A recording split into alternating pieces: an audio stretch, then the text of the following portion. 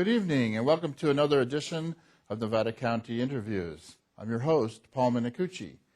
And tonight we are going to speak about a terrifically important subject, but one that flies under the medical radar as it is, and it's called traumatic brain injury, TBI for short. And I have two guests in the studio with me, Cindy Shaw and Rochelle Blacksburg. And we're going to delve into this subject because we call it the hidden epidemic because it's a tremendously difficult condition that people find themselves in, and it affects a wide range of people in your life, from your family to the community, and yet it doesn't seem to be on the radar of most physicians, medical schools, or insurance companies, to be sure. So we thought this subject needed to have bright light shown on it, and that's why we have Cindy here with us. So Cindy, welcome, and you're going to tell us a little bit about traumatic brain injury and what it is. And you have a prop here, I see. I do have a prop. Got the skull and the brain. So traumatic brain injury typically happens after a car accident. That would be your classic traumatic brain injury. Usually it's something that happens where there's an acceleration, deceleration incident. Could also be a fall. So there's a starting and a stopping. Most of our traumatic brain injuries have to do with highway accidents. So Highway 49, Highway 20, and so on, where we have people either going off the road or head-on collisions or other trees, those sorts of things. And I would say in the paper I pick up maybe one a week or every other week where it suggests that with the life flight down to either Roseville or over to Chico or perhaps to Sacramento, that there's been a traumatic brain injury. There are other things like skateboard accidents for children, or it could even be falling off of a ladder or something falling on your head. So there are a lot of mechanisms for that, but usually it has to do something to do with velocity and a hit. So now that we know a little bit about it, tell me about what your job is and what that entails. Well, as a speech pathologist, I do many things having to do with speech, cognition, and swallowing. And in regards to traumatic brain injury, you could have any of those problems. In the beginning, you would typically probably be looking more at the swallowing aspect. Once the doctors are sure that the patient is able to breathe, then we would look at swallowing. And from there, as the patient starts to become alert, some people are in a coma, come out of the coma, then we start to look at communication and eventually look at thinking skills, memory, attention, and those sorts of things, as well as the emotional overlay that happens with a traumatic brain injury. And how did you get interested in traumatic brain injury in your training? That's a good question. It's a question you ask yourself a lot these days.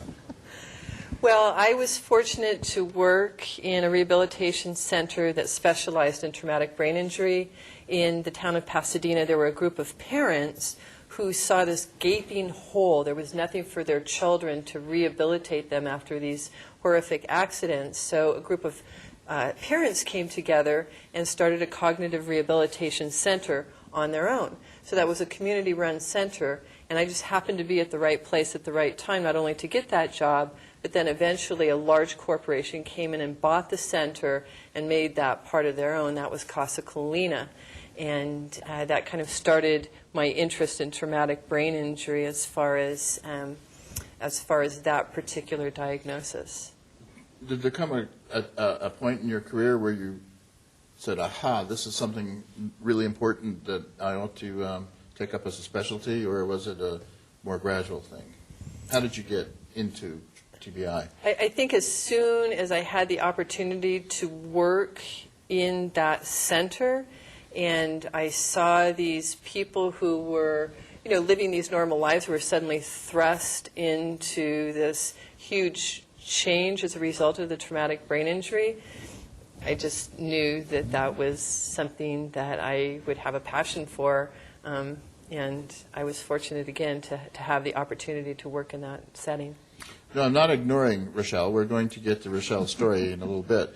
But I think it's important for our folks at home to know some more background about it and why is it the silent epidemic or the hidden epidemic?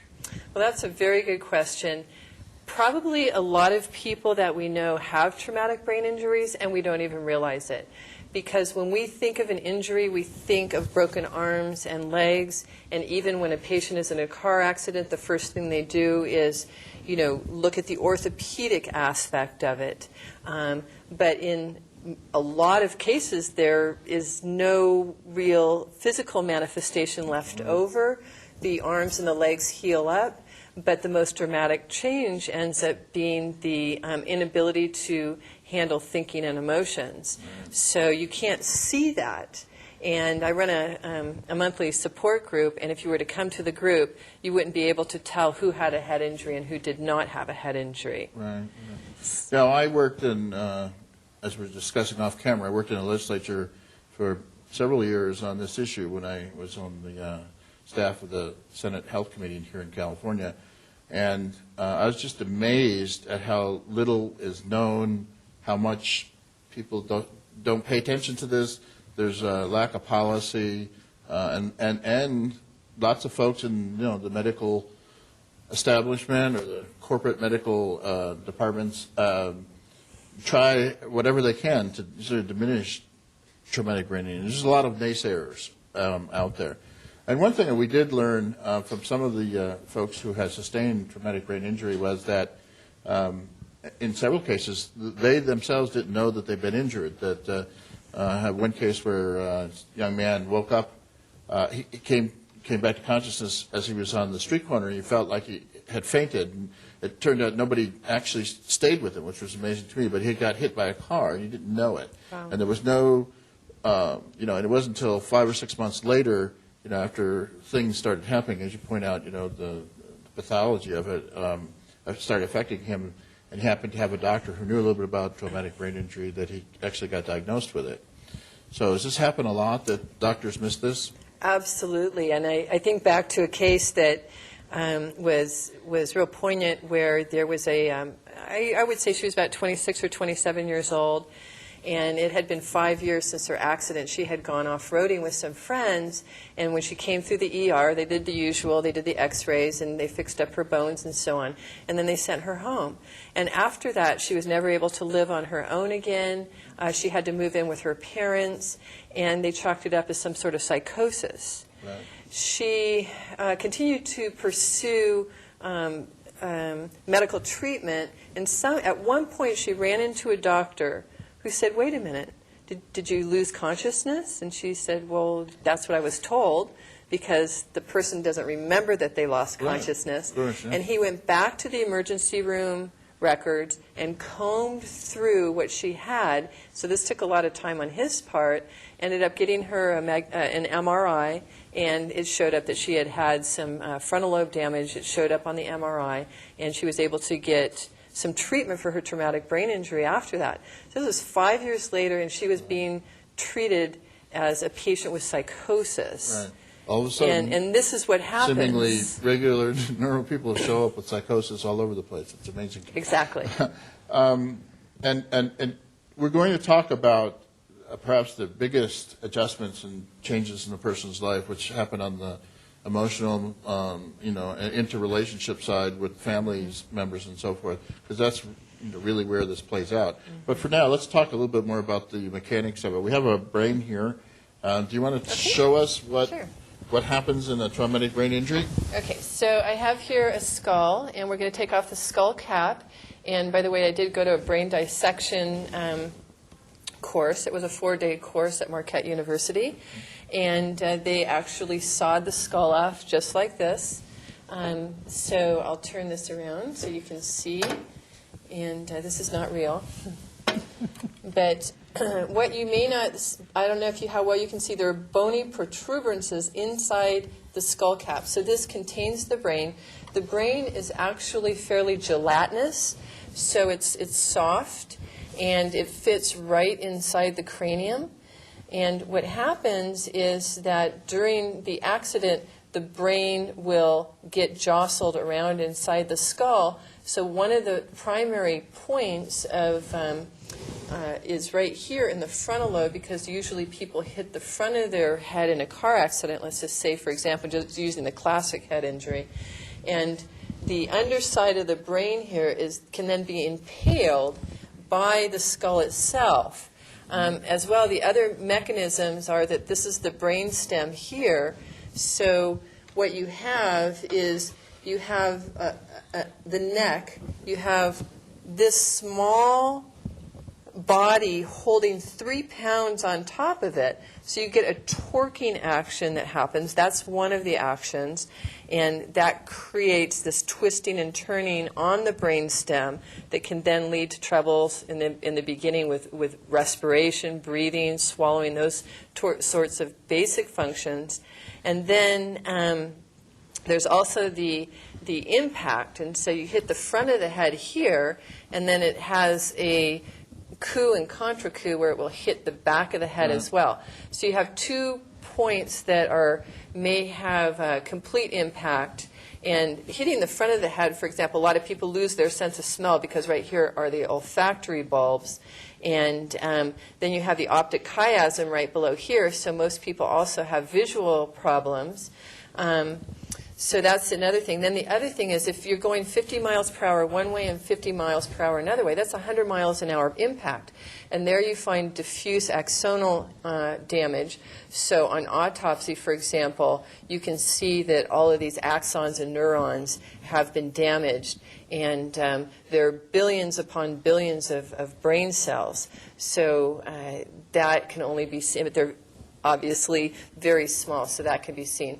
Now, when you talk about, so these are the cerebellum here, cerebelli, and we'll take these off for a minute so I can show you under the brainstem here. Come on. So if we have here the frontal lobes and the temporal lobes and the occipital lobe here, we're going to take off this part of the brain. It will come. There we go. Okay, so I'm going to take off the temporal lobes and the back of the occipital lobe. Now here's the brain stem, and here's the part where our emotions are seated in the limbic system. And so you can see they're sitting on top of the brain stem, fit right up inside the frontal lobe there. Very vulnerable.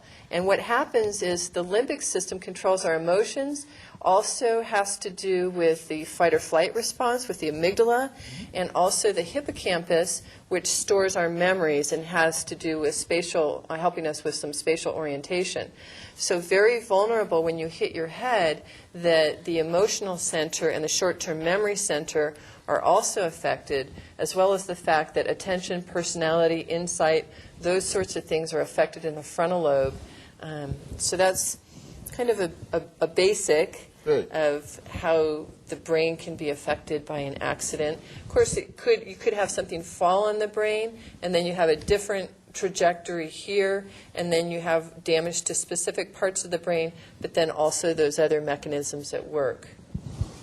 Well, Cindy recommended that we actually run a video. Can you set us, this is the Washington So University of Washington video. So this is I believe she's a physiatrist, the doctor who runs the rehabilitation center there, and she's going to discuss brain function, talk about the rehab team, and talk about some mechanisms for head injury. And I believe there are some vignettes with 4 different patients and how there can be great variation within that set as far as the type of accident and the results of the accident. And the whole tape runs, I think, about 40 minutes. We're only going to run the first 9 minutes. So if the control room can queue up that first video, we'll take a look at it. And then we'll be back.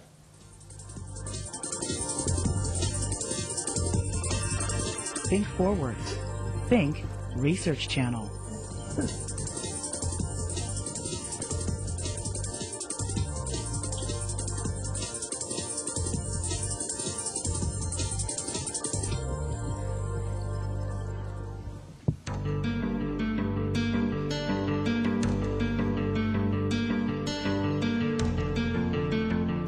having a head injury ended my life the way it was before. There were times when I thought it was just so absurd, so unfair, that, I had some real moments of despair. The thing that I miss the most is having the capabilities and ability that I used to have. No, just in shock. Why am I here? Why am I speaking funny? Where am I? Anita, Chi, Alan, and Brian have had traumatic brain injuries, or TBI. Almost 250,000 Americans are hospitalized every year with brain injuries. TBI can alter an individual's physical abilities. Even more devastating are the potential personality changes and loss of cognitive skills. People may have paralysis. They may have problems with speaking or understanding language. They may have problems with double vision. They may have difficulty with moving about. The most common problems that people have, and this stretches across mild to more severe brain injuries, are problems with thinking and problems with managing behavior or emotions. Even for people who have relatively mild brain injuries, they often have a more difficult time with thinking. They may think slower, takes them longer to process information. They may have problems with their memory. Since I had a head injury, it doesn't take very much pressure to make my mind go blank. It just sort of shorts out and you can't think. And so I have to do a lot of things to sort of organize the way information comes in and control how much comes in so I don't get overwhelmed by too much at once. If I'm able to do that, then gradually I've been able to return to the kind of work I used to do, which is really important to me.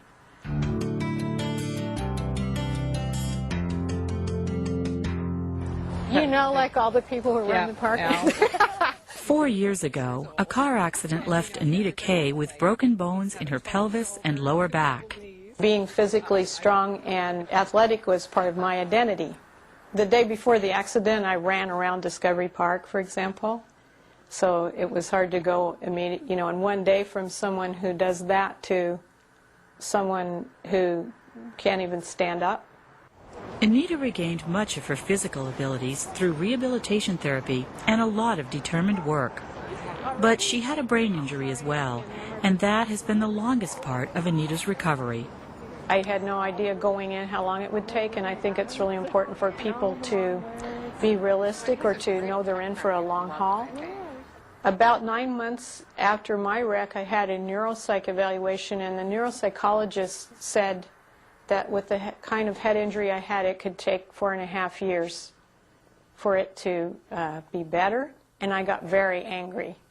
When I heard that, I thought he was a quack. I thought he didn't know what he was talking about. I was in complete denial, and I completely pushed that information away. Anita was a health policy system analyst who worked with a lot of data. Immediately after the accident, she couldn't read, and she couldn't do math. In traumatic brain injury, oftentimes there is damage to the neurons. And those neurons carry out our vital functions of thinking, of emotions, and all of our physical behaviors. When there is damage to certain of our neurons, there's inefficiency in how the brain processes information. When I'm working on a problem in data analysis, in the past I could track mentally the steps in the process. Now it's difficult for me to do that, so I've had to change the ways I do my work. I open up, like on a computer, I open up a separate window and I write notes about each step that I go through, even for sort of relatively simple processes, because I can't trust myself to, get a line of thought going again and hold it after I've been interrupted, or follow it all the way through if it's really complex. Learning to make adjustments and preparing to go back to work are part of rehabilitation. There are people called vocational rehabilitation counselors who can help sit people down and work out what are they good at, what kind of work or productive activity is out there that they might be able to take their old skills and learn some new things and apply them to a new kind of work or a new kind of volunteer activity so that they can have productivity in their life and feel accomplished. Answering those questions is the first step. Next is fitting an individual's new abilities into the workplace. Sometimes they're very, very marketable, and then also some things that have to be worked around, or in certain cases we're going to have to get resources and assistive technology and other kinds of things to help you work around your barriers. The job's going to have to be done differently, procedurally, or we may have to modify the workstation, or we may have to use a certain type of computer program to help you do the work better. They help me work toward those goals, and they would adjust the therapies that would help me to develop abilities that would get me back to what I want. And those things for me, again, were to be able to go back to work, doing something like my former work, to be able to go back outside and enjoy athletics again. And so that helped a lot. I think support groups are helpful also. Hopefully it's a support group that really has a focus about optimizing community adaptation. But, you know, feedback from your peers, sometimes it's easier to accept from another person with a brain injury than even loved ones. Anita continues to recover, continues to define the way she lives now. Recently, after all the weather, with all the big windstorms, I've been watching a osprey nest. There's a tall pole along, Marine Drive. There's an osprey nest up there. So I've been watching, a situation where roofs have blown off, trees have fallen over, all of this destruction, but that nest is still up there. And that's what I do now. It's like I want to look around me every day and find things that are an inspiration to keep going. Traumatic brain injury happens when force is applied to the skull. What happens is that the force is transmitted through the skull, and the brain, which is a very soft material, kind of on the order of cottage cheese, gets this force applied to it, and not surprisingly, deforms, has bleeding, has swelling, and that ends up either destroying or at least partially damaging the neurons that make up the brain. It's ironic, it's a fragile item. It's this 3-pound substance with, a nice tough skin-like covering. I love the Latin term for that. As someone with a tough Italian mother, I like the notion of dura mater, tough mother, is what protects it. And the cerebral spinal fluid protects it.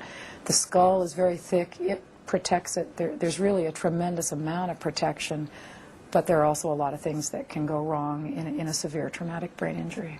The frontal lobes and temporal lobes are most vulnerable in any type of brain injury.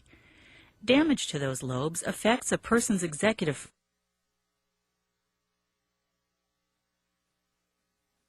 We've talked a little bit about, the physiology of a TBI. So let's delve into personal stories. And as you said, every story is different. The circumstances of a person's life are different. What they lose in the process and what they regain may be different. And we're going to ask Rochelle to talk about her particular injury and what she faced and how the rehabilitation she went through. I want to tell one story. The most moving story I heard when I was working in the legislature was a law student who was a third-year law student at Bolt Hall, a real brilliant guy. And he said, now imagine what this would be like. You wrote papers and you had briefs that were reasoned and complex kinds of papers, and now 2 years after my accident, I can't read, I don't understand what I just wrote. What would that do to your psyche in terms of knowing that I've lost so much cognitive skills and will I ever get them back? And so in addition to the fact that the emotional parts of the brain may be injured themselves, just the adjustment is a great challenge for people.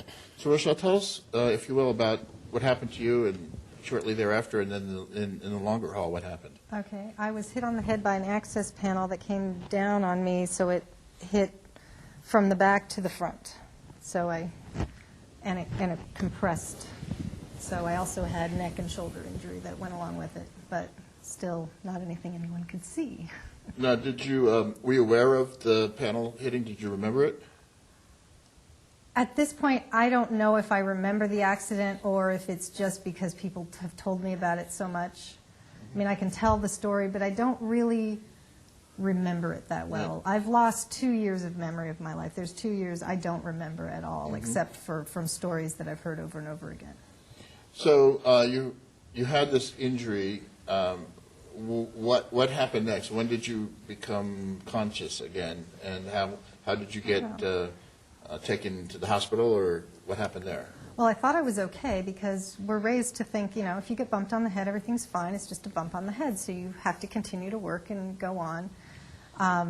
I went to my purse to get some arnica because I thought, oh, I'm going to have a bump. And then I felt a bump coming up right on my forehead, and I thought, okay, I better call my husband and have him bring some of the rubbing on arnica to make sure that I don't have a big bump on my head. I was more concerned about a bump on my head than anything else. Right. And he came, and he said, honey, you're not okay. And evidently I argued with him that I was fine, and just give me the darn arnica. And that's kind of one of the changes that happened with me. It was almost like permanent PMS. I was just kind of a witch. Taken over by some other mind.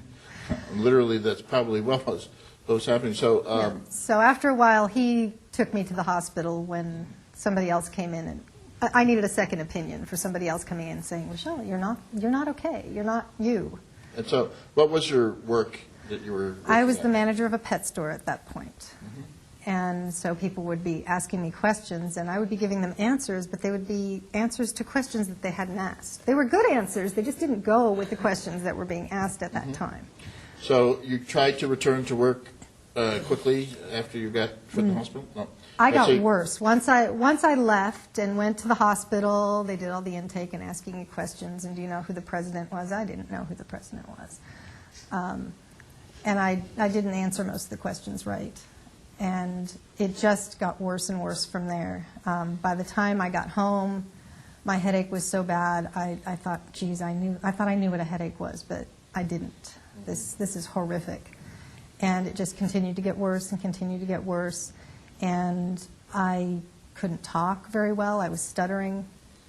I couldn't balance. My balance was gone. I cruised the furniture like a toddler. I just couldn't really do anything, and I slept almost all the time. And how long a period were you in that condition?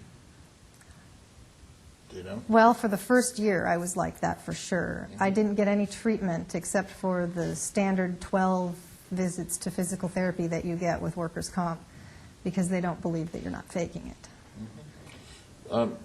Cindy, tell me about why that happens. What were the barriers that Rochelle were up against? Well, number one, you couldn't see it, and they may or may not have done some tests that showed anything. So an initial CAT scan, they're looking for bleeding. And if you're not bleeding, then there's nothing wrong. And so then they send you home. And so because there was no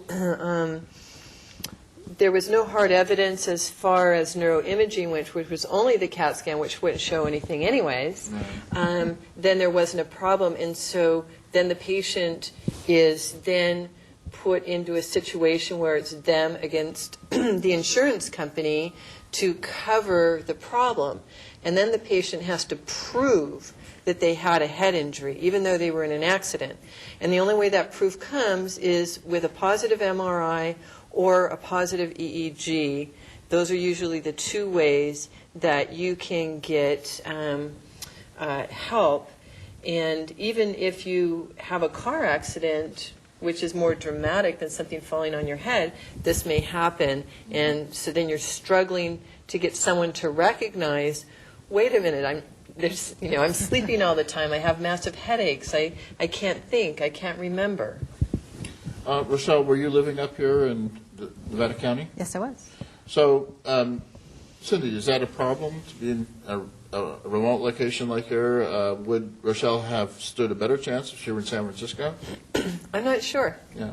I tell us why that is. Because this is one of the, to me, the key ingredient in talking about Right. TBI is just the simple inability for most physicians to understand what happened or even know what referral to make. Exactly. And so whether you're in the city or whether you're here in Nevada County, this could happen. And having come from Southern California and having seen many, many people who didn't come to me until years after their accident or come into a traumatic brain injury clinic until years after, where some doctor at some point made the recognition that there was a traumatic brain injury. So it usually has to come from a medical doctor. You have to garner the support of a doctor who knows the animal. So a physiatrist is a doctor of physical medicine and rehabilitation. That might be the point person. Once in a while, a lot of times what happens is you'll get a neurology consult, but they won't necessarily recommend any rehabilitation after that. They'll just ask you to go home, and 6 months later the brain swelling will go down, and then hopefully you'll be better. Right. And in fact, in my experience, neurologists are one of the principal barriers as a group to getting the proper treatment. I mean, they all kinds of diagnosis. Well, we're going to get back to Rochelle's case in a little bit, but now I would like to see, there's two other short videos you want to see where those two very different kinds of accidents took place. So could roll the next B-roll, I would appreciate it.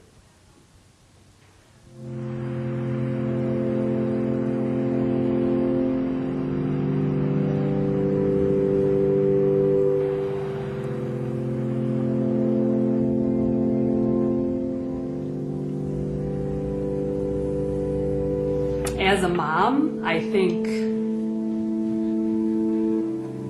all of the dreams that you have for your kid, will he get married, will he have kids, they've all changed.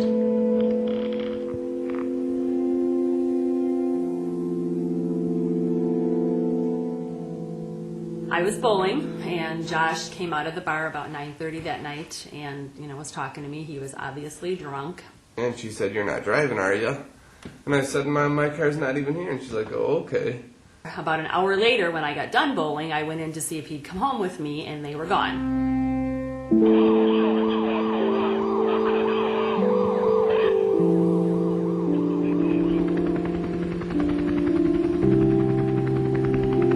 Knew he was going to live after like 3 weeks. They did the brain first. And he lived through that. They did the heart. He lived through that. And then it was just a waiting game, a daily battle of, trying to keep him alive. I woke up from a coma, and I don't remember really much of the first year when I came home from the hospital. My mom and dad had rearranged their family room and have a hospital bed put in the family room. I couldn't do anything on my own. I was totally out of it and in my own little world and incoherent of really anything that was going on around me. Okay, that's good. All of Josh's problems are from his brain injury. His bones healed, his heart healed, every problem that Josh has is because of his brain being injured. I've been fighting for, 8 years just to get my act together, and, and I know that I have very much so surpassed any of the odds and probabilities that I was given for the first year after I got hurt. But as a result of my injury, though, I just can't get my left arm and leg to work the way I want it to. And it's frustrating, frustrating, frustrating. You're welcome. Such a beautiful car.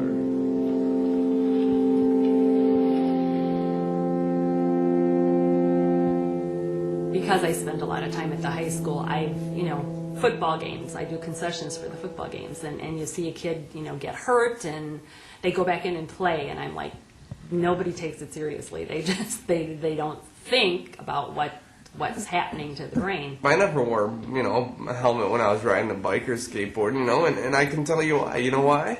Because this was never going to happen to me. I see little kids without helmets on, and I think, parents, what are you doing? Meet my son Josh. That's what I want to say to him.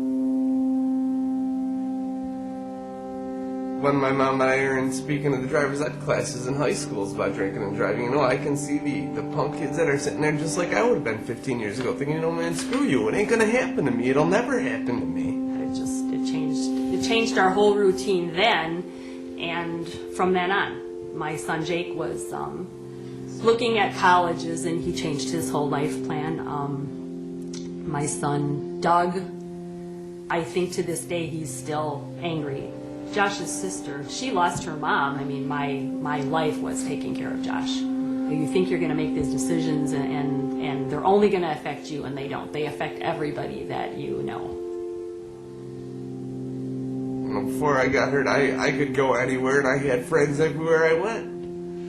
You know, now I don't really have, you know, my best friend is my mom, you know, and she's stepped up to the plate that night, and she's been there every step of the way for me. You know, I'm almost 30 years old, and my mother is my best friend. How cool is that, guys? You know, it happened, and I got to deal with it, and I will be different forever.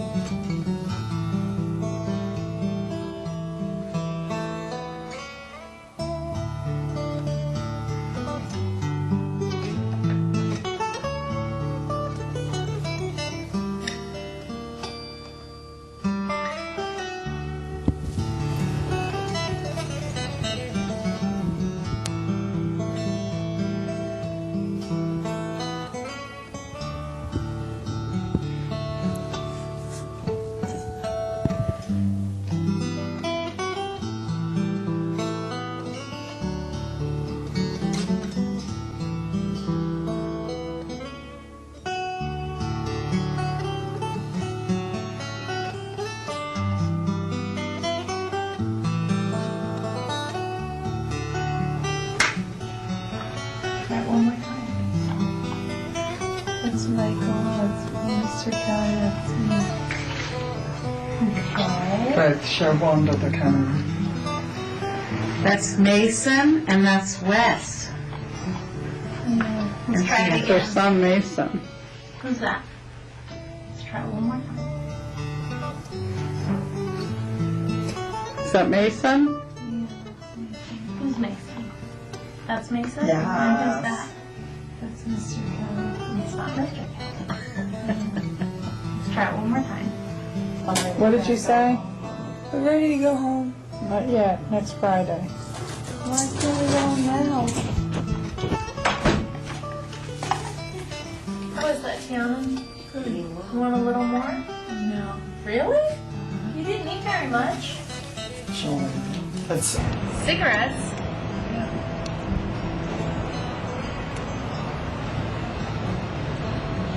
Are they satisfying?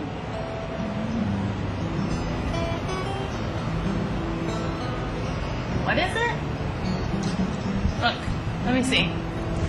What is this?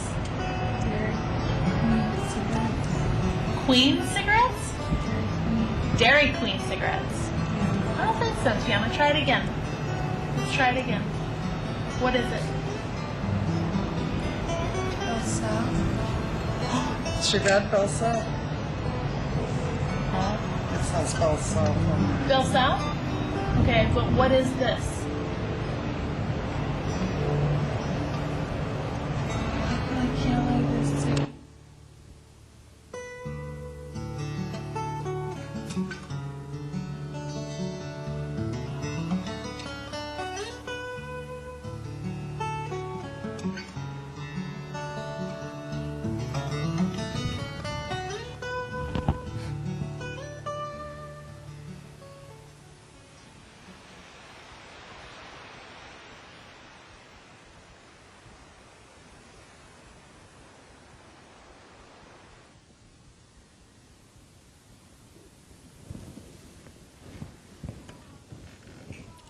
Those are very moving stories, and we want to get back to Rochelle in a little bit.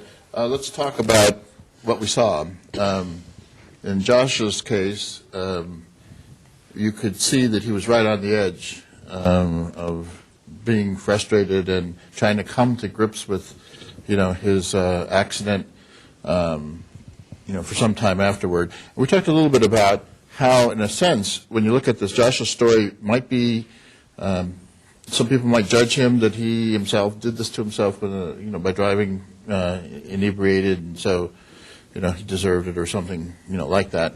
In Tiana's case, it was a, completely different circumstance. Is that typical of, in your experience, Josh's level of frustration? I think no matter how severe the head injury is, the level of frustration is extremely high. And in Josh's case, he was fortunate to be able to live at home with his parents and have that kind of rehabilitation. Many of the people with that severity of accident don't have a family, and so they end up in a convalescent hospital.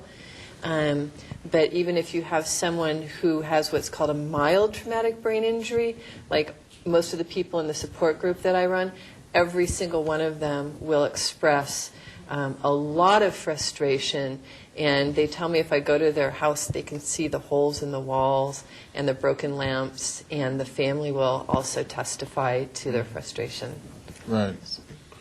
And so in Tiana's case, she was getting, apparently, healing at some level. Mm-hmm. I mean, carrying on her life. Mm-hmm. And you made the comment that if you were to take me to your support group, I wouldn't be able to tell at first glance who had a traumatic brain injury. Mm-hmm. And why is that? I mean, what's going on when it's apparently a person who is healed, but the aftermath is still with us? Well, I think when you say healed, we wonder what that means, because Right. you could see Tiana standing there, and she looked okay, but it said still healing.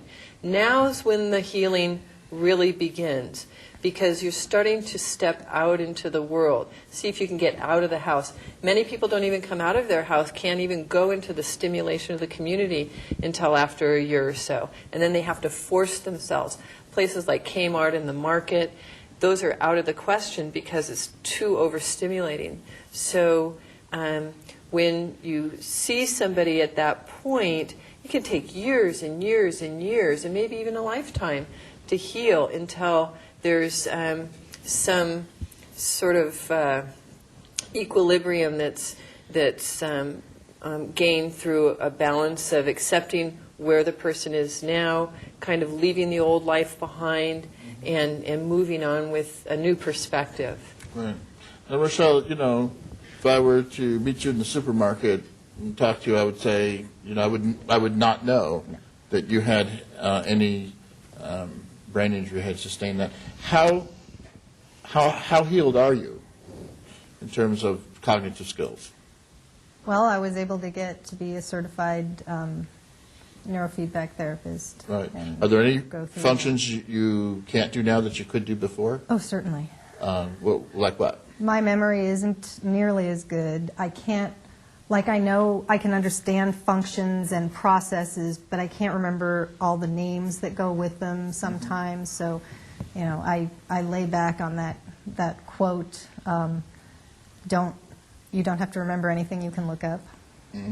I think that's Einstein that said that. So. Now, so emotionally, how has that affected you? Are you at peace with that fact that, you know, there's some parts of your life that are different now?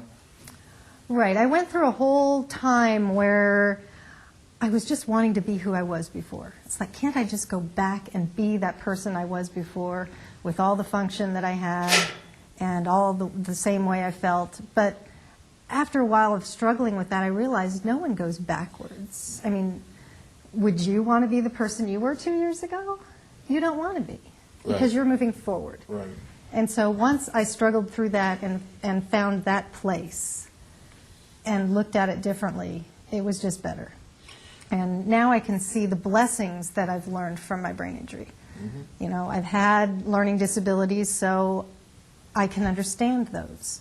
I've had speech problems, so I can understand those. I've had severe depression and severe anxiety, so I understand all those things. And the clients that I work with like that I really get it. Right. So. Can you talk a little bit about your family situation? How did your family cope with this? It was a huge blow to the family. My husband could not work for 2 years because he had to take care of me, and it was full-time. My daughter was, I think, 12. She had to learn how to cook a whole lot better than I had already taught her because somebody had to make the food. Of course, the food bill went up because lots of frozen food happened at our house, and that never happened before. So, you know, and Mom couldn't remember stuff. And so she would tell me something, or my son would tell me something, and then a few minutes later I'd ask them the same question. Mom, I already told you that. Right. Well, tell me again. Maybe I'll remember this time. And of course, I'm sure everybody in your family wanted you to get better. Yeah, they needed Mom back. Yes. And so we were talking about before that the aftermath and the effects of a TBI really extend far from just the person who's involved. Not that that's, you know, it's severe as it is, but you know, asking a family, you know, look at the circumstances. I mean, they're not, there's no affirmation in the community. The medical folks may or may not believe you or understand what's going on. Insurance benefits dry up because, you know, you're no longer broken. And this family, without any preparation, is expected to, you know, adjust to a person who has mood swings and memory problems and those kinds of things. So you have a support group. Tell us about, is that what you do in your support group? Try to deal with those issues? Family members are always invited to the group, and sometimes they come. Primarily the survivor is the one who comes, but although sometimes the survivor won't come and just the spouse will come. And I would say a lot of what we do is we share experience. So the main thing I find that's difficult is this acceptance piece that Rochelle was talking about. So one part of that is to know that there are other people who have the same sort of difficulty, because the person has been isolated for however time it took them to even get out of the house, and they have never had any exposure to this before, so they're the only ones in the world who are going through this. By coming to the support group, they can meet a number of people who have memory problems, anxiety issues, visual changes, the same sorts of frustrations that they're experiencing, and then we can share how we've navigated the rehabilitation maze, the medical maze, the social maze, what happens with friends, why are all my friends gone? That's huge. Very difficult to keep friendships after this has happened. Right. So it's to share resources in large part, including ourselves or themselves. They're sharing what's happened in their life that can help another person who's going through the same sort of thing, and let them know they're not alone. Right. we have a couple of minutes left, probably about 7 or 8 minutes. Two questions. One is, how big a issue is traumatic brain injury, do you think? There's a lot of it goes undiagnosed. Given that, is there any studies that would indicate, what percentage of adult population in America has sustained a traumatic brain injury? What percentage? I think we saw some statistic on the million per year or something like that. So I'm not sure what we're up to in population now. But what I would say is, ask yourself the question: do I know anybody with these sorts of symptoms, or do I have any family members who have had these sorts of problems? And you probably will find, either within your family or extended family, or within different groups you belong to, like churches or so on, that there are people who may have had this based on the symptoms that we've described today and have a head injury but don't talk about it.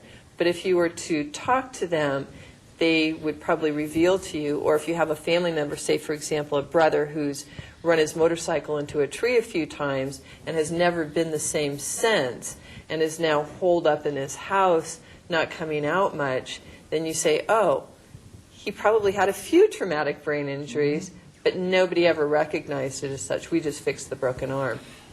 So let's go down to sort of the lowest level of, less severe brain injury. Does everyone who has had a concussion, do you think, sustain the TBI? Well, I guess that's up for grabs, because what is a concussion? What is the definition of concussion? I was just reading an article on that talks about loss of consciousness, but then they said, no, you don't have to have loss of consciousness in order to have a concussion. And a concussion is sort of one of those clean terms that we use, because basically a concussion is going to be okay after 24 hours, and then you can go back to doing what you did before. So it really has to do with definition. And, well, I guess that could be answered post-mortem if you take a look at the brain, if you're able to take a look at the brain afterwards. And for sure, I bet you would find neuronal, axonal changes as a result of that. The healing process, all of that in place.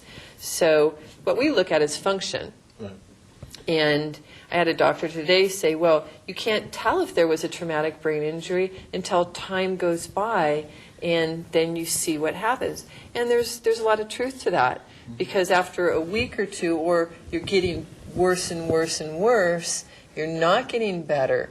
So that's when you start to get some recognition. If you have someone who recognizes that and says, wow, Jane isn't the same as she was before this happened, maybe we should take her back to the doctor and talk to him or her about that. So if this issue is so large, it appears to be ubiquitous, almost everyone, as you point out, might have somebody who you might, logically think have sustained a TBI. Why isn't there better treatment? Why isn't there better training and recognition on part of physicians? Why do insurance companies continue to get away with not having any benefits? How come? Yeah, it's a little bit of a mystery to me, Paul. But I guess it has to do with money and the extent to which rehabilitation is required to gain some sort of function again. And that's frustrating here in Nevada County, because whereas if I was in Southern California or in San Francisco, you would have rehab teams, traumatic brain injury teams, that would work together. Here we're a little bit splintered. Now, Rochelle had a team come to her house and work with her. So there is a resource called Community Without Walls. Rehab Without Walls. Rehab Without Walls. So there are, and we have a couple of physiatrists in town, Dr. Jensen and Dr. Ridgenack, who I would highly recommend if somebody had a traumatic brain injury or sensed that, and you could take your loved one to those particular doctors who would recognize it. But again, because it's not a broken bone, it's not something that's seen, and we don't have the tools to measure it. We think we're really advanced with our neuroimaging, but a lot of times, even with an MRI, nothing may show up. And then you're out of luck with the insurance companies Right. because They have they will not cover There's no the injury. objective evidence, as it were. Exactly. So we have about a little more than a minute left. Rochelle, what message would you like to give people at home about this? What's the single thing you'd like them to understand about your experience? Wow. Well, when you're talking to somebody with a brain injury, don't say, "But you look nice. You look great." That's really annoying. The other thing that I really took away from this was, if this had happened to me when I was in high school or college, I would not have been able to finish. And so the first thing that comes to mind is, don't let your kids play football. You know, why put your entire future at risk? It's crazy for a game. For a game. So one thing, Cindy, we should say for our audience out there that this is going to be, we're going to have another 3 parts at least, maybe 4 parts, and we are going to delve into some of these issues about sports and sports injuries and how that happens, and some other ideas about, what are the gaps in, medical understanding and insurance knowledge and everything. I want to thank you for coming on, Cindy and Rochelle. Thank you so much. So as I said, we will be airing, in addition to our shows, some other shows that have been taped about traumatic brain injury that took place in Sacramento. So we're going to be carrying this forward for the next couple of months. But that's about all we have time for today. So this is Paul Minicucci signing off, saying thank you very much for watching. I hope you will look forward to seeing more about TBI. Good night.